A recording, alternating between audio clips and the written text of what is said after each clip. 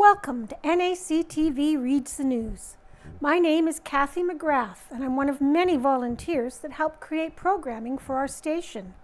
NACTV can be seen on MTS Channel 30 or 1030, Westman Cable Channel 17, Bell Satellite Channel 592, or online at nactv.tv.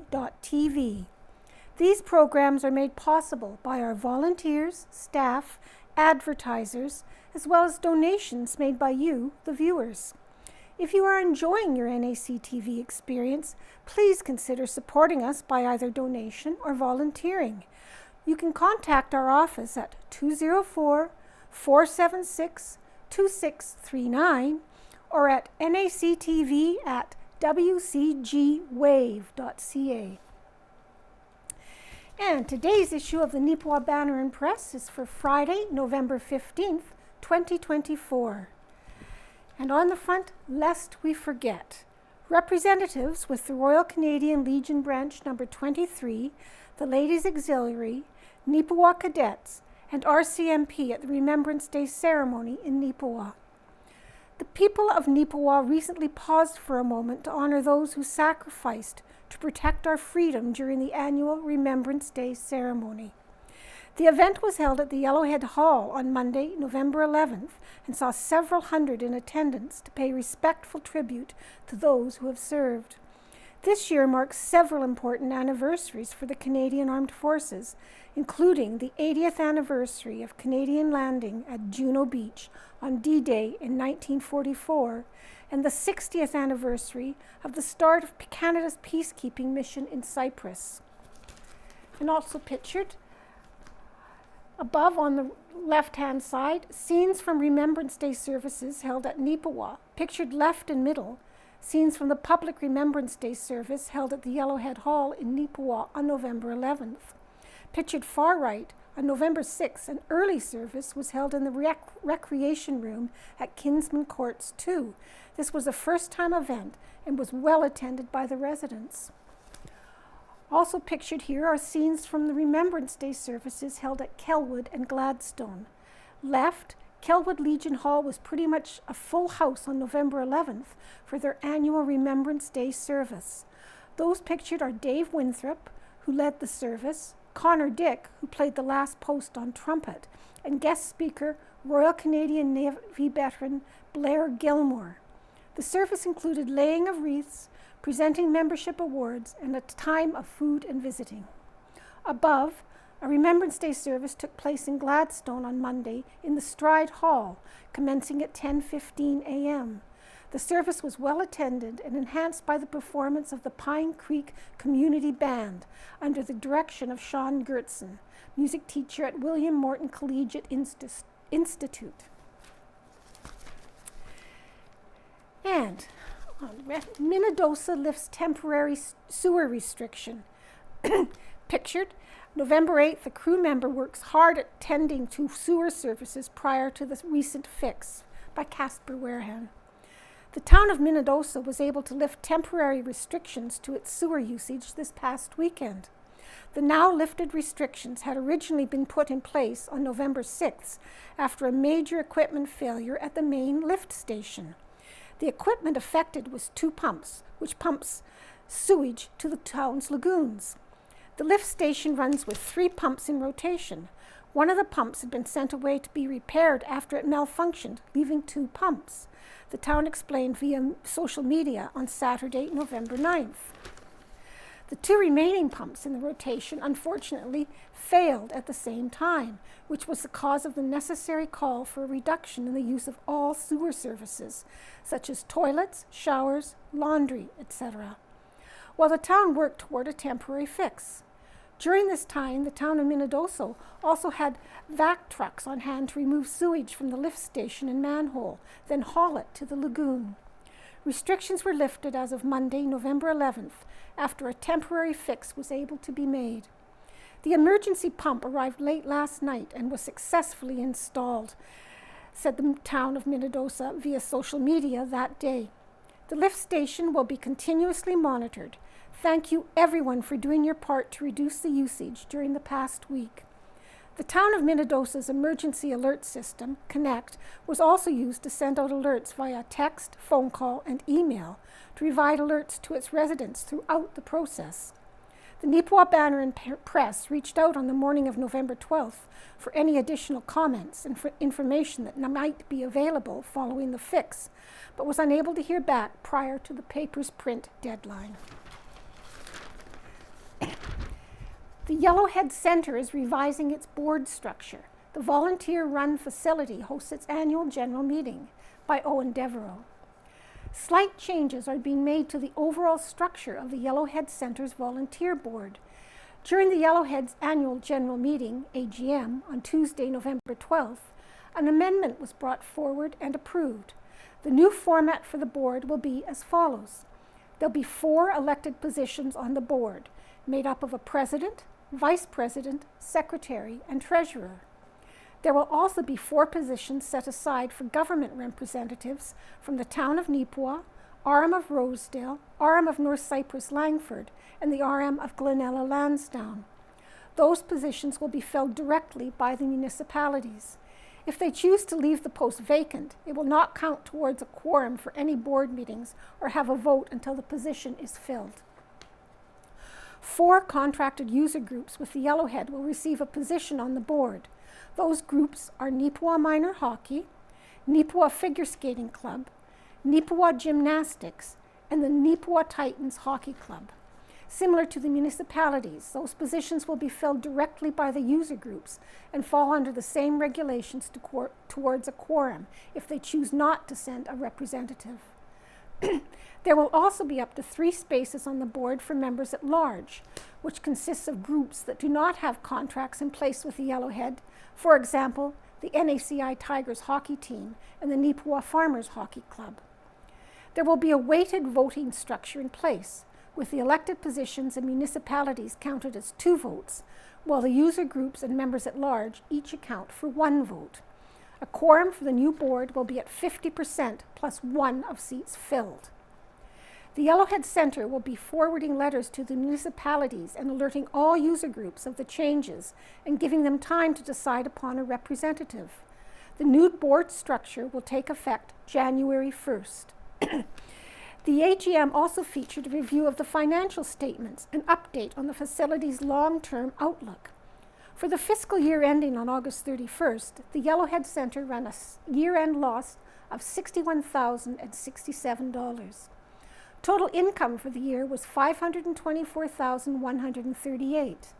That number came from the combined operational revenue from the building, as well as donations and the annual farming fundraiser project. The expenses, meanwhile, were $585,205. The biggest year-over-year increase in that ledger was due to salaries and benefits, as some casual laborers had to be hired over the course of the year. Utility costs also saw an increase from the previous year. Board President Wayne Jacobson said the year-end loss is not as bleak as it may appear, as revenue from the farming project, as well as a second payment from the town of Neepawa towards its yearly grant, will be made available soon. Revenue: Yellowhead memberships, $2,779. Ice rentals, $165,744. Rental income, $43,117. Red Line Grill income, $72,735. Advertising, $11,650. Grant, Town of Neepawa, $97,500. Grant, RM of North Cypress Langford, $20,000. Grant, Beautiful Plains Community Foundation, $1,050. Grant, Green Team, $9,495. ATM Commission, $307. SEBA Loan Forgiveness, $20,000. Grant, Efficiency Manitoba, $21,840. Interest, $355. Combined revenue, $466,572. Other income, donations and fundraising, $192. Farming project, $57,374, for a total revenue of $524,138. Expenses: advertising, $665. Amortization, $39,704. Bookkeeping, $703. Dues and memberships, 260. Goods and services tax paid, 307. Insurance, 53,004. Interest and bank charges, 8,208. Office, 1,182. Property taxes, 2,602. Repairs and maintenance, 119,444. Salaries and benefits, 214,389. Telephone, 3,608. Travel, 7,113. Utilities, 133,976. Total expenses, 585,205, with a net loss of the year of 61,067. And right in the center by Ken Waddell, how the U.S. election was lost. In my column just prior to the U.S. election, I outlined why, if Trump were to win, why that would take place. That column is in no way meant to be an endorsement of Donald Trump. What I said was, if Donald Trump is elected, it will be because people are sick of the stands taken by the Democrats, who are shamelessly backed by the majority of the media and the entertainment industry. With the majority win by Trump, the people who operate and who back the Democratic Party are in shock and mourning about their defeat. When all the mistakes come out in full view, the Dems should not be surprised. Here are some reasons why their shock is misplaced.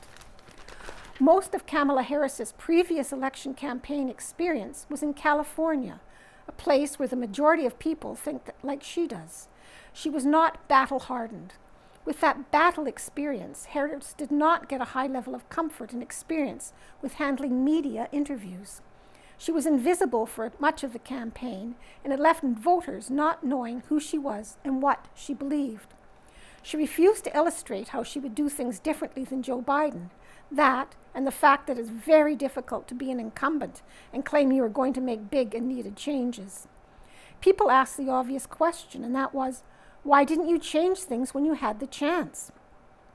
The loss wasn't due to a shortage of money, as Harris backers raised $1 billion and spent it all and then some in 107 days. I think that's about $10 million a day. Democratic Party went way into the ditch by waiting so long to retire Joe Biden. It was obvious to all that time had caught up with Joe Biden at age 80 or so. How could they be surprised? Even now, at times Biden speaks well, but many times he doesn't, and it's sad. I have said many times, and written it a few times, that if Joe Biden and Donald Trump are the best that the Americans can come up with for president, the country is in big trouble. I also wrote that the party should find a black female lawyer and set them up as candidate for the task of U.S. president. The Democrats did that, but choosing a young black female lawyer needed to also do and say the things that people need to hear from their president, and Harris clearly didn't do that. Harris insulted Trump, and Trump insulted her. But Trump said what he tends to do in easier to understand language than Harris was willing or able to do. Trump picked a young and vibrant VP candidate. Some would say J.D. Vance is a handsome guy. Harris picked an old-looking 60-year-old man, Tim Walz, who unfortunately looked as worn out as Joe Biden. Trump made wild and outlandish promises, but they were about issues the public wanted to hear: the economy, energy self-sufficiency, border and immigration control. Harris talked about social issues that, while people care about them, they are not issues that put food on the table and clothes on kids' backs. After the election was over, Independent Senator Bernie Sanders said two basic things. One, the Dems appeared to abandon the working class in favor of suburban, university-educated people, and U.S. election laws allow the very rich to finance the elections. In contrast, in Canada, political donations to a party are limited to individuals, not businesses, and I believe the limit in Canada is only $1,750 per person. What Canadians also need to be aware of is how Trump decisions will affect Canada. Lots to watch for. Disclaimer, the views expressed in this column are the writer's personal views and are not to be taken as the view of the newspaper staff. On a lighter note, Home Buddies by Rita Friesen. When I regretfully released Harry Hoover and Miss Daisy from their aging and ailing bodies, I vowed never to have another dog. Hoover failed first at about 11 years of age, and Miss Daisy needed to join him within the next year. I washed their beds, bedding, towels, and dishes, cleaned their collars and leashes, and gave it all away. I was so done with dogs and all that is associated with their care and keeping. And then my daughter-in-law asked me if I wanted another dog. I kind of did, but I wanted an older Sheltie. So she sent me a picture of Airy, an almost 1-year-old Yorkie Poodle cross. Nothing remotely like an older Sheltie. That's all it took, one picture. In September, it was 1 year since Airy has become mine. She is now 2 and perfect. She never chewed on everything and never peed or puked in the house. Airy is as smart as they come and high energy. Her arrival coincided with my becoming a widow, filling the home with vitality, and she needed me. The first few times my daughter-in-law visited Airy would lay at the door and cry when she and her dog left. I wondered if Airy would ever really be mine. This Thanksgiving, Airy was briefly reunited with the lovely young woman who first owned her. Circumstances in life made it impossible for that relationship to continue, and hence the rehoming with my daughter-in-law caring for and training Airy for several weeks before bringing her to me. The reunion between Airy and the young lady was touching, Airy choosing to sit with her rather than my daughter-in-law or me. The farewells were tearful. The gathering itself, the 20 people and 6 dogs, had Airy flitting between many people, but when she'd had enough, it was my bed she found and curled up on. Going home from Slave Lake, I knew that Airy picked me. We go for long walks. She knows at which houses we stop and chat and is puzzled when the owners aren't available. She knows who gives her treats, and she knows the trails. Airy actually sits down or turns around when it doesn't want to go a certain direction, and sometimes I listen. Her preferred walk doesn't allow us to return the same path we walked leaving the house. New additions like decorations set her into a tizzy. Those objects weren't there, and now they are. Something's very wrong. We walk a great deal. We also play. We play hide-and-go-seek. Imagine, if you will, an old lady sliding around corners to duck into a closet before she is spotted, or tossing a toy in one direction and rushing to get out of sight. Airy has a keen nose. At day's end, she waits in the garage while I hide 15 to 20 pieces of kibble all around the house. She knows when she has cleared a room, I put the light out. And if she misses one, I simply stand nearby and she returns to complete the hunt. One little, strong-willed, brilliant dog. Perfect. Faithfully Yours by Neil Stroshine. Healing heartaches and heartbreaks. Sometimes we all need a wake-up call, something to open our eyes to the heartaches and heartbreaks around us and draw our attention to things in life that are more important than who won the U.S. presidential election or how soon Canadians will have the opportunity to decide whether to replace or retain our current Prime Minister. I had one of those moments 3 weeks ago. It came 36 hours after my wife and I were told of the sudden and unexpected death of her son. As I looked out over the group that gathered for worship that Sunday, I realized that every person in the room was dealing with an issue that was as challenging to them as ours was to us. And on that Sunday, it wasn't just our faith that united us. It was the heartache or heartbreak we shared. The service went well, but God had a surprise in store for all of us that morning. As we began our prayer time, I felt as though God was touching us all and saying, I am here. I understand your pain. I am here to help. I left for home that day knowing that I was not alone, that one I could not see was present to guide our family through what would be a very hectic and emotionally draining 2 weeks. Well, those weeks are over and the long process of healing has begun. It is a process which we are somewhat familiar. In the time we have been together, Catherine and I have lost 3 parents, my mum, her dad, and her mum. We have also faced the long period of adjustment following her stroke. Saying farewell to a child is very different. Nothing prepares you for that. But we are doing 3 things to help us heal. First, we will take all the time we need. We know that nothing will ever remove all the pain we feel. But, as a close friend assured us last week, we know that one day we will wake up and it won't hurt as much as it does now. Second, we will not be ashamed to shed tears when they come. We have shed them many times before and we will shed them again. There is no right way or wrong way to grieve. There is no time limit to which people must adhere when grieving. The way we grieve and the time we take to go through the process will be as unique as we are. So when tears come, we will shed them, let them pass, and then move on. Third, we will talk to people who can help us find hope and healing. We will ask questions we feel need to be asked, but we will not be surprised if we are told that there are not now and may never be answers to some of them. In time, we will be able to accept that, and we will move on. Let me add these final words. In these days, we have felt a tremendous outpouring of love and care from so many people. Knowing the challenges some of you are facing has made your acts of kindness that more significant. We thank you for thinking about and sending positive wishes to us. Be assured that we have been thinking about and are sending positive wishes back to you. Please continue to remember us as we walk our path of healing. We are doing the same for you. May God bless you all. And a picture from the Beautiful Plains Archives, the students attending the 1980 Science Fair. This group of students from J.M. Young School were set to represent their school at the Western Manitoba Science Fair in 1980. This photo was taken before their trip to the fair, with the fair proper taking place on March 21st and 22nd. Those pictured, starting in the back row, from left are Chris Todd, Harvey Popine, and Dennis Kaharski. Middle row, Bruce Baker, Lori Lewandowski, Andrea Spafford, Valerie Perieski, Maxine Kwiatkowski, Robbie Kasprick, and Melissa Bone. The front row, Nadine Lewandowski, Sherry Nickert, Corey Graham, and Angie Wisnowski. And thumbs up, thumbs down.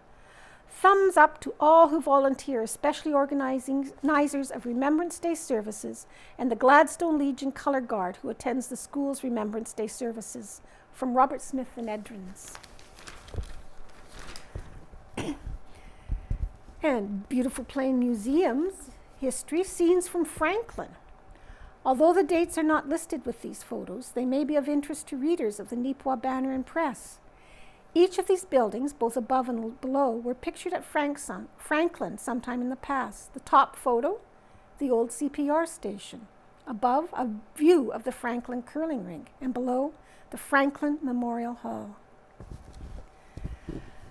And Canada Post received strike notices from CUPW, Postal Service committed to serving Canadians in event of rotating strike activity. Canada Post has received strike notices from the Canadian Union of Postal Workers for both urban and rural and suburban mail carriers, bargaining units.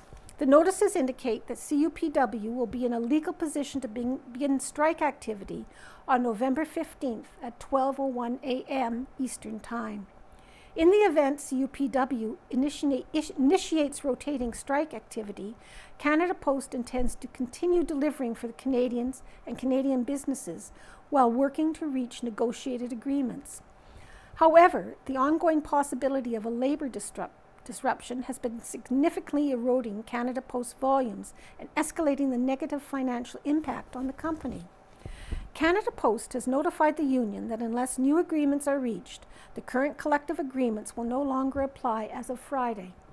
The corporation will then be in a position, using the means provided in the Canada Labour Code, to adjust operations based on its operational realities and business needs. Parcel volumes declined 28% and continue to slide at an unusually busy time. Retailers require certainty for their shipments at this time of year and continue to move more and more of their parcels to other delivery companies. This is typically Canada Post's busiest time of the year, bringing much needed revenue to the organization. Delivered parcel volumes have been in an accelerating decline since CUPW announced its strike mandate on October 25th.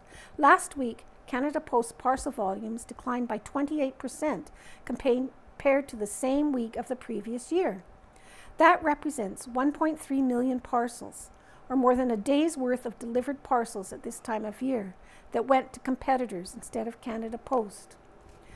With CUPW's strike notice, the company expects this trend to accelerate. Labor disruption would have lasting impact. A labor disruption would affect the millions of Canadians and businesses who rely on the Postal Service and deepen the company's already serious financial situation. It is critical that both parties focus their energies on resolving issues to reach negotiated agreements. In the event of a labor disruption, the corporation will work to minimize service disruptions, but customers may experience delays. Mail and parcels flow through Canada Post's highly integrated national network each day to get from sender to receiver. Shutting down facilities or regions with rotating strikes can cause immediate and prolonged ripple effects throughout the network. The postal system must change to compete in today's delivery market. Canada Post is rapidly falling behind in today's highly competitive, customer-focused parcel delivery market. In the first half of 2024, the company recorded a loss from operations of $490 million. Since 2018, the corporation has lost more than $3 billion. To secure the future of the business, the corporation needs a more flexible and affordable delivery model that allows it to deliver 7 days a week and quickly respond to the needs of customers. Without these changes, the significant challenges facing Canada Post will intensify. Canada Post is committed to protecting what's most important to employees. The company's recent global offers ensure current employees don't lose ground by protecting the defined benefit pension, job security provisions, leave entitlements, and health benefits, while proposing competitive wage increases. Delivery of socio-economic checks will continue during the disruption. Canada Post and CUPW have agreed to continue the delivery of socio-economic checks during any upcoming labor disruption for eligible and participating government organization. The agreement ensures government financial assistance delivered by mail will reach seniors and other Canadians who rely on it. Socio-economic checks for the month of November will be delivered on November 20th. Canadians will receive their checks the same way they normally receive their mail. Stay up to date by visiting canadapost.ca/negotiations for the latest information on negotiations and a list of affected locations in the event of labor disruptions. And we move on to the Spruce Plains RCMP report by Sergeant David Taggart. In the month of October, the Spruce Plains RCMP responded to 286 occurrences. This month, we laid 86 traffic-related tickets. We found 4 people impaired by alcohol. We are continuing to see thefts of vehicles and ATVs in the rural area. Some vehicles and ATVs have been recovered. We have a warrant for arrest for one suspect. There has been an increase in shoplifting. Video surveillance has been a good tool in identifying and charging the suspects. In addition to these incidents, we also investigated assaults, sex assaults, failure to comply with court orders, possession of child pornography, disturbances, frauds, uttering threats, traffic collisions, and other Provincial Act investigations. The speeder of the month, a 22-year-old driver from Brandon going 170 in a 100 zone. He was served a serious offense notice which puts his license under review. An anti-fraud tip, grandparent scam. These frauds involve vulnerable elderly persons being exploited for cash when falling victim to anonymous phone calls claiming their grandchildren were in police custody and required bail money. Essentially, someone posing as a grandchild or the lawyer of the grandchild is calling seniors, stating that their grandchild or child has been arrested and requires bail money. They request thousands of dollars. The victim is instructed not to speak to anyone as there is a publication ban on the file. The fraudster attempts to create a sense of urgency with the grandparent in the hope of eliciting an emotional response. They will often tell the senior not to tell anyone in the family about what is occurring. The fraudster will attempt to convince the grandparents that they need money in a hurry. Some go as far as ordering taxis to take the grandparent to the bank if they provide bail, if they no longer drive. Police will never ask you for money directly to bail out a loved one. The bail process is done through the court system and requires you to attend the courthouse to provide bail. We've had 3 grandparent scams in our area this month. The fraudsters obtained money from one victim and almost in another. The local banks will often talk to customers about large withdrawals of cash. They are good at catching this and have saved a lot of local people from making the mistake of sending thousands of dollars to fraudsters. If you have a friend or loved one whom you think might be vulnerable to such a scam, please educate them for their own protection. And local cadets do amazing things submitted by the Neepawa number 9 cadets. And pictured, the number 9 Neepawa cadets at work during one of the many activities they have participated in, such as survival skills activities. Cadets of 9 Neepawa Royal Canadian Air Cadet Squadron, RCACS, participated in the Royal Canadian Legion Poppy campaign in Minnedosa on October 26. With Remembrance Day fast approaching, the local cadets have also supported the Poppy campaign in Neepawa and assisted with placing crosses and Canadian flags on each veteran's grave in Minnedosa Cemetery. Sergeant Faith Inkster in the center, parade commander of 9 RCACS, shared that she enjoyed supporting the Poppy campaign because I like helping out in my community. It's just an amazing thing to do. The Air Cadet program helped me gain confidence and meet some amazing people. I've become a leader in my squadron and my personal life, said Inkster. Inkster is very excited to help the younger cadets become leaders and mentors. She noted how she can see the flight corporals developing and improving already this year. I'm excited to see where this year takes us. We have onboarded a full complement of staff at 9 RCACS. We are so excited to offer the complete Air Cadet program this year and really focus on developing positive outdoor experiences, said Captain Donald Thompson, commanding officer of 9 RCACS. Thompson was very enthusiastic about multi-squadron overnight weekend activity that took place at Rainbow Beach Provincial Park in Oka River, Manitoba in September. The cadets learned survival and leadership skills alongside 4 other squadrons from Neepawa, Russell, Strathclair, and Dauphin. Thompson shared, Sergeant Inkster has embraced her role as squadron leader and has accepted each task with enthusiasm. She is very responsive, has great communication, is performing what is typically asked of someone of her performing above what is typically asked of someone at her rank.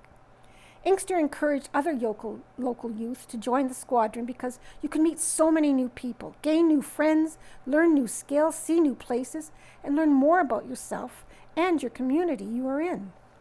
9 RCACS conducts training on Thursdays from 6:30 to 8:30 p.m.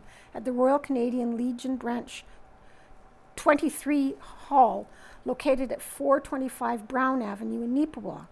The squadron provides youth from Neepawa, Gladstone, and Minnedosa with weekly training and exciting outdoor activities. Youth between the ages of 12 to 18 who are interested in joining the 9 RCACS can do so by visiting jointhecadetprogram-canada.ca or emailing 9air@cadets.gc.ca. Becoming part of the cadet program as an adult leader is a choice you serve both your country and your local community. It is easier than you may think and is filled with rewarding opportunities to gain new skills valued not only within the Canadian Armed Forces, but within your existing workplace. No previous military or cadet experience is required. And the campaign begins for Neepawa Christmas Appeal. And pictured, the team at Salvation Army Neepawa Community Services has been working on its inaugural Christmas Appeal campaign. Pictured above is Amanda Nightingale, Director of Community Ministries. She smiles for the camera while holding a set of envelopes. These envelopes are being used for the Christmas Appeal campaign by Owen Devereaux. Keep an eye out in the mail for your chance to give a little joy this Christmas. This week, the Salvation Army Neepawa Community Services began sending out letters for its inaugural Christmas Appeal campaign. Over the next week or two, you should receive a self-addressed envelope through the post office asking for a donation to the local chapter. Community Ministries Director Amanda Nightingale told the Banner and Press that all funds received will go directly to the support efforts that stay close to home. It helps provide Christmas assistance, helps to keep the food bank stocked, and it will provide for some of our other community services. So that includes helping support the new expansion project and being able to provide other programming once that gets up and running, stated Nightingale. So this is really our major fundraiser of the year, and we're just hoping that folks will be able to donate and help us out in one way or another, that money stays absolutely in Neepawa and surrounding area. Another option for donating is on the back of the envelope in the form of a QR code that can be scanned to allow you to donate online. It will take you to a donation page, and you can make a one-time donation or set up a monthly donation. And the co-op FUND-spiel is curling for our community, fundraiser held for the Neepawa Salvation Army Food Bank. And pictured Community Ministries Director Amanda Nightingale and Neepawa Gladstone Co-op General Manager Brian Headley attend the co-op FUND-spiel on Friday, November 8th at the Neepawa Curling Club by Owen Devereaux. Some of the staff with the Neepawa Gladstone Co-op have proven it is possible to lend your support to a worthy cause and have a whole lot of fun at the same time. In total, 40 people participated on Friday, November 8th in the inaugural co-op FUND-spiel at the Neepawa Curling Club. The day's festivities included a round or two curling as well as a raffle and supper. All the money raised from the event will be donated to the Neepawa Salvation Army Food Bank. Registrations for the FUND-spiel brought in 2,000, while donations and other supports from the day brought in an additional 510 from the lunch canteen and the 50-50. In total, 2,510 was raised from the day. Co-op's marketing and member relations specialist, Ali Potrepka, who aided in the setup of all the day's activities, told the Banner and Press the concept was devised by a few of their staff members. The idea came from Keith Badcop, our produce manager, as well as our food store manager, Dan Soltis, and grocery manager, Dean Smith. Keith and Dean are huge curlers. Over the course of the summer, we saw all these great golf tournaments happening for the fundraisers for the community, and they got brainstorming and figured, why not do something in the winter when there's less going on and it brings people into the curling community, said Potrepka. The idea took off quickly from there, as even those unfamiliar with curling were willing to sign up and help out the food bank. Potrepka added that it also turned into a positive team bonding experience, as a few teams consist of members of different departments, so it was a chance to mingle. Co-op General Manager Brian Headley said seeing this type of camaraderie within the co-op, as well as a willingness to help out local cause in need, is extremely inspiring. We have a tremendous group at Neepawa Gladstone Co-op. It's great to see we have a volunteerism club getting involved with the community in this manner, said Headley. There's a fun sort of team building aspect to all of this, but it's also helping out locally. All the good that our food bank does for our community. We're privileged and proud to give back, as we already do, but to see everyone wants to step up even more in this way, it's a nice combination. Community Ministries Director Amanda Nightingale thanked the staff of Neepawa Gladstone Co-op for thinking of them with this fundraising effort. This is an incredible event for us, and the money that is being brought in from this day was not expected. So any sort of extra dollars that are happening, it's just so generous, stated Nightingale. We're just really blessed that people see that we're on a worthwhile cause, and they really want to do that to support their neighbors. And continue with generosity, Bundles of Hope by McKenna Sumner, NACI Hope Group. Have you done a recent closet clean out and found some items or bags that you no longer need? If so, the NACI Hope Group can help you out, as they are creating Bundles of Hope by collecting new or gently used purses, handbags, and backpacks, along with a variety of items to put into bags. The bags will be packed and delivered to people who are accessing shelters and resource centers in the Brandon and Neepawa area. Some items that can be donated for addition to the Bundles of Hope are gently used or new toques, scarves, mitts, gloves, new lip balm, snack items, candy, gum, new socks, new deodorant, new travel-sized conditioner shampoo, new brushes, combs, new makeup, gently used jewelry, notebooks, pens, mini Kleenex packages, and gift cards in small denominations for fast food restaurants or grocery stores. Drop-off boxes are located at the Neepawa Arts Forward and the NACI main office foyer. The drop-off deadline is Friday, December 6th.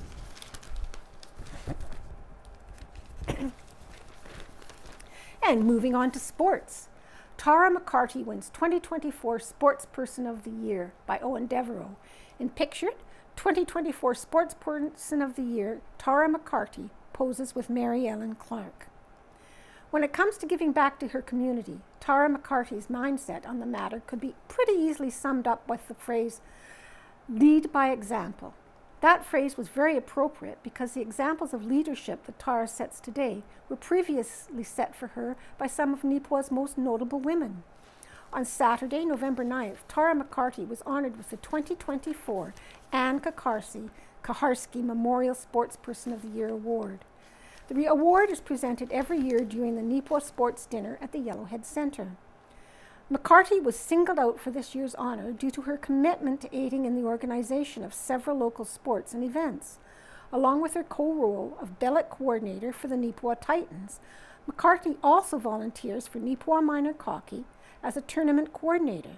As well, she helps coach baseball in the summer, teach spin classes year-round, and started a local boys and girls fitness clubs. If that weren't a busy enough schedule, Tara is also a full-time nurse at the Yellowhead Health Centre, a wife and a mother. A generous local leader, Tara was nominated for the honor by her friend and mentor, Mary Ellen Clark. In her nomination letter to the Neepawa Titans board, who select the honoree each year, Mary Ellen noted that Tara's example is inspiring. She is a wonderful woman, full of energy, and continues to promote sports and recreation in our community, said Clark. Giving time and energy to sports and recreations is like a mantra for her. She has leadership qualities and shares so generously with our community. Inspired by their example, McCarty was humbled by the recognition. In her acceptance speech, McCarty said she hopes to honor the legacies of Mary Ellen Clark and Anne Kaharski, the two individuals who set the example for her. Mary Ellen, I actually remember 12 years ago we were at an event where you won the Sportsperson of the Year award, and I said, holy bleep, that lady is cool. I want to be like that one day, expressed McCarty. Even now, following your footsteps, you provide so much mentorship and wisdom, so thank you, Mary Ellen. McCarty also acknowledged the significance Anne Kaharski had upon her through the years. Last year, the award was renamed to honor Anne, the former Yellowhead Centre's building manager and director of operations. She ran the facility from 1999 to 2017 and was very well regarded and beloved member of our community. She passed away last year at the age of 64. Speaking with the Banner and Press after the presentation, Tara elaborated upon what Anne meant to her as a mentor and a friend. Anne probably was one of my first friends when I moved here. I remember her being at the rink when I moved here 12 years ago, and she was the most kind, compassionate, and friendly person. She was an absolute leader, something you wanted to be around, stated McCarty. In our community, I think we were very fortunate to have someone like her who built that foundation, and we can continue on that legacy. She is someone I will never forget. McCarty concluded her comments by thanking everyone for this recognition and acknowledging that she hopes to inspire others to give, as she herself was inspired to do. And pictured is the ceremonial plaque that will be placed at the Yellowhead Centre for the Anne Kaharski Memorial Sportsperson of the Year Award. And the Neepawa Titans hold skill competition. There's 3 pictures. The Neepawa Titans held a skills competition on Friday, November 8th. Members of the team, along with several youth from the Neepawa Minor Hockey, participated. As for the results, Ty Schill won for shot accuracy, Darson McCann recorded the hardest shot, and Logan Paquette was the fastest skater. And the Neepawa Titans were bested by Niverville. The Neepawa Titans wore special Remembrance Day jerseys during the matinee game against Niverville Nighthawks on November 11th. The Titans were defeated in this game 5-1. And the Farmers Split weekend games. Results from around the Tiger Hills Hockey League by Owen Devereaux. And pictured Kyle McDonald, number 17, prepares to send a backhand shot into the Carberry net during their Tiger Hills home game on Saturday, November 9th. McDonald and the Farmers would close the night on top with a 5-2. It was a busy weekend for the Neepawa Farmers recently as they played a pair of games back-to-back. Their first contest would see them travel to Rivers on Friday, November 8th to take on their Eastern Division rival, the Jets. In this game, Rivers would register goals from 5 different players on the way to a 5-0 win. Jets goaltender Riley Lamb earned the shutout victory, stopping all 23 shots he faced. While Nate Braun was tagged with the loss in goal for Neepawa. He did everything he could to keep the Farmers in the game, making 49 saves on the night. Well, that was a disappointing way to start the weekend. Neepawa would close it out with some success, defeating the Carberry Plainsmen 5-2 on Saturday, November 9th. The Farmers ended up winning in a very similar way to Rivers the previous night, as 5 different players collected goals for Neepawa. Brett Lewandowski, Kyle McDonald, Garrett Rempel, Shane Byram, and Lincoln Murray all contributed goals for Neepawa, with Rempel's chance actually occurring while the Farmers were killing off a penalty. Goaltender Brad Ronson earned the win with a 40-save night. Zane McConnell and Tom Munier scored for Carberry in the loss. Those results had the Farmers' record at 2-1-0 on the year, and in 3rd place in the East. Neepawa's next 2 games will be on the road, but they will return to the Yellowhead Centre on Sunday, December 1st, when they once again face the Rivers Jets. As for the Carberry Plainsmen, it's been a tough start to the year as they've dropped their first 3 games. They'll get a chance to bounce back, however, as they have their home opener for the 24-25 season scheduled for Saturday, November 16th against the Hartney Blues. Opening face-off will be at 7:30 p.m. And Minnedosa defeat Hartney. A solid 3rd period of play secured a 4-2 win for the Minnedosa Bombers over the Hartney Blues on Saturday, November 9th. The Bombers scored 3 of their 4 goals on the night in the last 20 minutes of action. Shane Jury, Cale Hutlett, and Logan Robinson tallied the 3rd period goals, while Zane Sawyer scored the first of the game for Minnedosa on a power play midway through the 2nd. The win improves the Bombers' record to 1-1-0 on the season. And the NACI Tigers defeat Verdun in WHSHL action by Owen Devereaux. A pair of goals in the last 91 seconds of regulation propelled the NACI Tigers to a wild 9-8 win over the Verdun Golden Bears in the Westman High School Hockey League. Wyatt Negevin and Cohen Kalbaki scored for the Tigers in the waning minutes of the 3rd period, with Kalbaki's arriving with just 13 seconds left in play on Wednesday, November 6th. These NACI goals capped off a furious and fast-paced 3rd period, where a combined 8 goals were scored. For the final period, Neepawa collected 3 of those scores, while Verdun had 5, including 4 unanswered to take the late game lead. Over the course of the game, the Tigers' scoring remained consistent as they registered 3 goals in every period. The Golden Bears, meanwhile, started slow with just a lone goal in the first and a pair in the second. They would rally in the last 20 minutes to turn this matchup into a thrilling shootout. Cohen Kalbaki and Ian Foster led the stat line for Neepawa as they both picked up 5 points on the night. Kalbaki had 4 goals and an assist, while Foster went the opposite route with a goal and 4 assists. The other scorers for the Tigers were the previously mentioned Negevin, as well as Håkan Killen, Brock Pazlowski, and Kane Lapointe. Verdun was led by Dexon Routledge, who had a 7-point performance, 3 goals and 4 assists. Hunter Andres, 2 goals and 4 assists, and Beckham Clark, 1 goal and 4 assists, also contributed in the notable way for the Golden Bears. With this impressive win, the NACI Tigers improved their regular season record to 2-2-0 and places them in a tie for 5th place with Swan Valley in the WHSHL standings. The next home game for Neepawa will be on Friday, November 15th, when they host the Boissevain Broncos. Start time at the Yellowhead Centre is scheduled for 7:30 p.m. And explaining the Hamilton Street expansion, Neepawa holds first town council meeting for November by Owen Devereaux. The first meeting of the month for the town of Neepawa included a quick review for everyone on what we should expect from our new hospital road. As an extension to the public meeting hosted by Prairie Mountain Health on October 24th, discussing the new Neepawa Health Centre town administration elaborated on some details specific to the adjacent road during a council meeting on Tuesday, November 5th.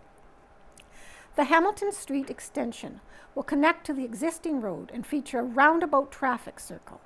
The roundabout is designed to a semi-clarification, which means large vehicles such as semi-trucks will be able to operate on this road without issue. The traffic circle will have a bump curve similar to the one designed in Portage la Prairie.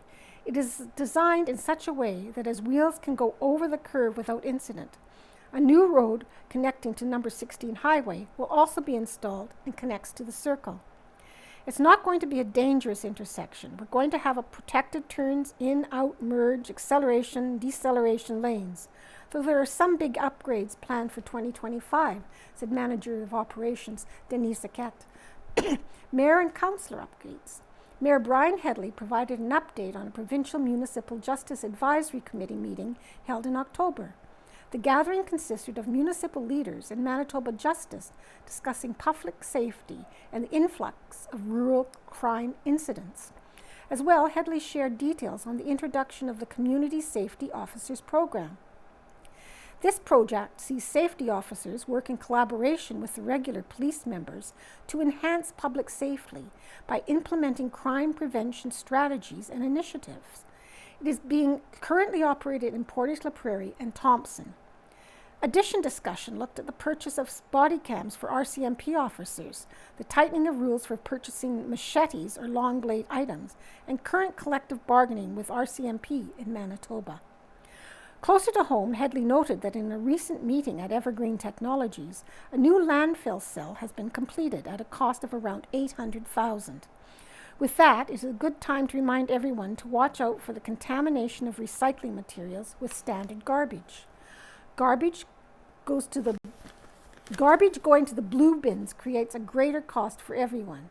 If you are in any way unsure if it can or cannot be recycled, proceed on the side of caution and place it in the garbage. Between October 21st and October 28th, Brandon City Police were at the Neepawa Airport for training exercises. Councillor Lisa Pottinger congratulated the owners of Shebog Eatery and Catering in Neepawa on their official grand opening on Saturday, November 2nd. Councillor Jason Nadeau notified Council Administration of an October 16 meeting of Westlake Employment. As well, Nadeau attends a meeting of the Westman Regional Library Board. He said the budget for 2025 should be approved shortly and will likely include a 7.56% overall budget increase. That will be a $14.15 per capita increase across the region. Per capita is defined as relating or replied to each person. In terms of Neepawa's contribution to the board, that total is $80,443. In regard to our local library, Nadeau commented on the increase in open hours on Saturdays and Thursday evening. The change in hours occurred in October. Councillor Darrell Gerard asked a follow-up question related to the increased hours and if there has been a notable increase in book checkouts or traffic in relation to the extra cost. Nadeau did not have any specific number on that just yet, but that the feedback was positive. Councillor Yvonne Sisley shared that Park at Dark, a Halloween-related event held at Riverbend Park, was well received. In total, just over 200 kids were part of the family-oriented festivities. Sisley, along with the other council and administration, were in Winnipeg on October 28th for several meetings at the legislature. One notable meeting was with the first responders that were honored with the Order of the Buffalo Hunt in relation to their service during the Carberry and area bus crash in 2023. She commended those who were honored. On October 30th, there was a community brainstorming event held at the town office related to the creation of some type of local festival or event. Finally, Sisley referenced a new sign created by Economic Development Officer Marilyn Crew for empty storefront windows in the town. The concept came out of Your Town Rising held in the fall. The idea is to showcase the potential of these storefronts for new business opportunities. Deputy Mayor Mary Parrott expressed his pleasure with the information provided during the recent meetings at the legislature. He felt it should warrant some positive outlooks for the future between the province and municipalities. He also shared his gratitude to administration and staff in Neepawa for their efforts in these sessions. Manager of Operations. Denise Aket reminded people that the yard waste collection program will only pick up the paper bags and will leave plastic bags there. If you rake your leaves and put them in a plastic bag, those bags are staying there. Staff has been directed to leave them there, and the reason is that over the years he has spent far too much time ripping those bags open, said Saquette. About 300 meters of additional water main has been extended along Gill Drive, from the highway up to the corner where Neepawa Plumbing and Heating is located. 3 new commercial hydrants have been spaced out along the new sections. Paving of a block of road on Hamilton was completed on October 31st. Unfortunately, a water leak in the basement of a nearby business occurred, so a hole to fix the issue had to be put into a new section of the street. Miscellaneous, the town of Neepawa and Manitoba Infrastructure and Transportation have renewed their snow removal deal for 24-25. MIT will pay the town $10,182 on Mountain Avenue, PTH 16, to Commerce Street to remove snow from the road. And are you ready for winter driving? CAA Manitoba shares winter weather readiness tips submitted. As the cold weather begins to roll in, CAA Manitoba is encouraging Manitobans to prepare themselves and their vehicles accordingly for the winter season. All too often, motorists wait until the first snowfall before preparing their vehicles for winter driving, said Nadia Matos, Manager, External Communications for CAA Manitoba. Now is the time to get your winter tires on and check that your car battery will last the winter months. Even a fully charged battery can lose power when the temperature dips below 0 Celsius. CAA Manitoba has compiled a list of winter readiness tips for Manitobans to help them prepare for the winter season. Install winter tires for better traction. On cold and snowy roads, winter tires can help reduce your braking distance by up to 25%. Members can call CAA before November 15th to have our mobile tire service change them for you at home for a fee. Test your car battery. If necessary, replace it before it fails. Even a fully charged battery can lose up to 30% charge in temperatures below 0. CAA Manitoba will test Manitoba batteries free of cost during a service call. Ensure you have an emergency car kit. Your kit should have water, non-perishable food, jumper cables, blankets, a flashlight, batteries, waterproof matches, candles, and cat litter to help create traction under your tires. Add extra mitts, hats, socks, and footwear to your emergency kit. Have your brakes checked. If you've noticed any change in the feel of your brakes, or if they are squealing or grinding, it may be time to have them serviced. With black ice and unpredictable weather, having good brakes can mean the difference between stopping and sliding. Check your block heater. When you park, is your outdoor plug drawing power? Is your extension cord working with no missing prongs or exposed wires? Excuse me. Check your lighting system. Make sure all your interior and exterior lights are working. For safe driving, ensure your headlights are aimed correctly. Top up your fluids. Keep extra fluid in your trunk. Make sure it's rated for -40 Celsius. Don't let your gas drop below half full. Inspect your wiper blades. Check the condition of your blades if you notice streaking on the windshield. Check for fraying or cracking and remove worn wiper blades and replace them with new ones. Ensure you have the appropriate winter tools. Keep an ice scraper, small shovel, and snow brush handy in your car at all times. While it's important to make sure your vehicle is ready to go, it is also important for drivers and passengers to be prepared in case of an emergency or if you are stranded. Some additional ways to be prepared. Have a cell phone battery bank and keep it on you, as well as a charging cable that connects your phone to your vehicle. Download and register for your CAA app and keep your CAA membership card in your wallet or vehicle so you always know how to contact CAA Manitoba if you are stranded. Check Manitoba511.ca for road conditions and closures if you head into a rural area. Always tell your loved ones where you plan to go and what your route is before leaving on a longer trip in your vehicle.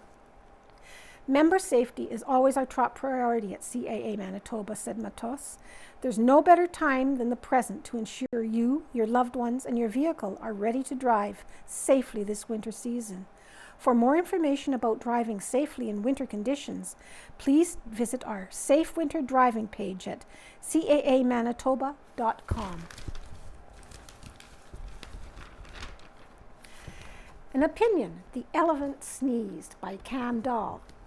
Pierre Elliott Trudeau once noted that living next to the United States is like sleeping with an elephant. No matter how friendly and even-tempered is the beast, one is affected by it every twitch and grunt. On November 5th, the elephant did more than twitch. It sneezed, and Canada is likely to catch a cold. The electorate south of the border has voted, and the impact is going to reverberate throughout the Canadian economy, including, or even especially, in agriculture. In some ways, it does not really matter which party won the White House and Congress. Protectionism is on the rise in the U.S., and I don't see Canada being prepared to respond. President Trump called for massive tariffs on the campaign trail. In the past, he has threatened to rip up the Canada-U.S.-Mexico Agreement, CUSMA, formerly NAFTA. Vice President Harris was one of only 10 senators to vote against CUSMA when the agreement was ratified. She has stated that the CUSMA agreement made it far too easy for companies to outsource jobs, and that she would use the 2026 CUSMA review to address her concerns. Strategic plan should be first step. Now we know which version of protectionism we are facing. Mr. Trump will be president again. He has vowed to bring manufacturing back to the U.S. by applying tariffs to imported products. He is also tying political goals to U.S. market access. For example, increased defense spending by Canada is likely going to be a condition of ongoing presidential support for CUSMA. Agriculture, particularly dairy, is going to be a target for U.S. negotiators. How is Canada going to respond? The first step would be to have a strategic plan for agriculture and food trade going into the 2026 CUSMA reviews. I cannot find evidence of the existence of such a plan. The Government of Canada has a responsibility to call together farmers, processors, and provincial governments to develop a strategic response to U.S. policymakers who are calling for limits on agriculture and food trade. There can be no further delay. What are the key elements that need to be included in the strategic plan for agriculture and food trade? The first component is that we must not be trading off one commodity group or region of the country to protect others. We saw the potential for this to occur when the Chinese government instituted an investigation into canola exports from Canada as a response to Canadian tariffs on electric vehicles, aluminum, and steel. Limit political uncertainty. Second, Canada needs to stress the benefits to U.S. national security that are created by our open trade. In an uncertain world, agricultural and food trade can be used as a weapon in political disagreements between countries. Canada and the U.S. are each other's largest market for food and agricultural products. We need to be able to demonstrate to the U.S. negotiators that this trade will not be threatened by diplomatic disputes, something that may happen when trading outside of North America. It is in the national security interest of both countries to secure trade between us and to limit any political uncertainty within the North American market. Third, Canada needs to be ready to demonstrate the cost to U.S. consumers that will result from growing protectionism. For example, recent changes to U.S. country of origin labeling regulations will discriminate against Canadian pigs, cattle, and red meat exports. This will introduce new costs into the North American supply chain, which in turn will raise the price for consumers and lower the return for farmers. Why is the Government of Canada not aggressively pushing back on this legislation? At a minimum, we should be advocating for alternative means of informing consumers while protecting the integrated North American market, a product of North America label, for example. Cost on both sides of the border. Fourth, going into the CUSMA review, Canada must stress the importance of unified national standards. We have negotiated a trade agreement with the United States of America, not with 50 individual states. Recent actions from the state governments have reached beyond their own jurisdictions.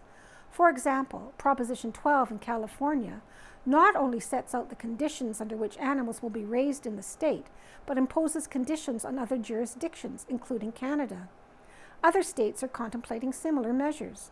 Moving away from national standards will be a further fragmenting force in North American trade and will cost consumers and farmers on both sides of the borders. Finally, Canada must be speaking with a common voice across governments, industry, and farmers. Many voices delivering the same message to Washington and state capitals throughout the U.S., which gets back to the importance of calling all stakeholders together to develop a national trade strategy for agriculture and food trade. Time is of the essence. And from the beautiful Plains archives, the Neepawa 12 under girls fastball team in 1980. This was the Neepawa girls 12 and under fastball team in 1980. The photo is dated to June of that year. Pictured here, starting in the back row, left to right.